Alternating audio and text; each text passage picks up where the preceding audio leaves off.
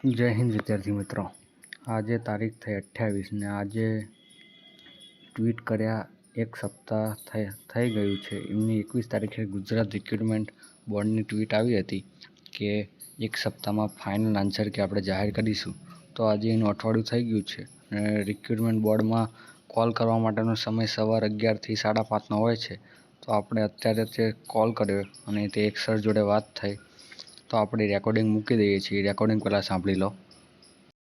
Hello. Hello. હા sir, Gujarat બોલો ભરતી ભાઈ। બોર્ડમાંથી વાત કરો છો સર? હા હા સર, આપણે આજે આન્સર કી આવવાની વાત હતી તો એ સાચી વાત છે કે? ના જોઈ વેબસાઇટ જોવો ભાઈ, વેબસાઇટમાં જાવશો ભાઈ। Okay, thank you sir. Recording સાંભળી લીધું ને, જોયું ને? આ રીતે આન્સર આપે છે અત્યારે બધાને। વેબસાઇટમાં જોઈ લેજો, અપડેટ આવે તો એમને તો તમને અહીંયા બેસાડ્યા છે શું કરવા? તમને કોઈ માહિતી ના હોય તો માહિતી ઉપરથી મંગાવવાની હોય તમારે। આવા તો હજારો વિદ્યાર્થીઓ ફોન કરે છે, દરેક લોકો સાથે અમને આ રીતે જ વાતચીત કરીએ છીએ કે અપડેટ આવશે એમાં જોઈ લેજો, અપડેટ આવશે એમાં જોઈ લેજો। ઘણા વિદ્યાર્થીઓને એવા પણ જવાબ આપે છે કે કદાચ આજ સાંજ સુધીમાં આવી જાય। જો આજ સાંજ સુધીમાં નહીં આવે તો 1-2 દિવસમાં આવી જશે।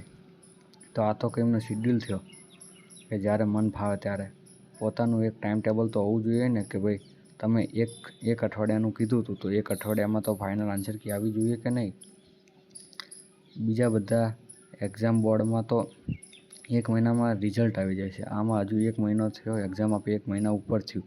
15 જૂને આપણે પરીક્ષા આપી હતી, આજે 28 જુલાઈ થઈ, 1 મહિના ઉપર થવા આવ્યું તો પણ હજુ અમને આન્સર કીના ઠેકાણા નથી। તો આ પ્રશ્નો બનાવતા હશે તો સાથે સાથે એવડે જવાબ નહીં જોતા હોય તો આમાં આન્સર કહેવામાં આટલી બધી વાર શું કામ લગાડતા છે આ લોકો? હવે જોઈએ આજ સાંજ સુધીમાં રાહ જોવી। જો આજ સાંજ સુધીમાં ના આવે તો સમજી લેવાનું કે હજુ 2-3 દિવસ લાગશે ને હજુ કંઈક સુધારણા વધારણા કરશે।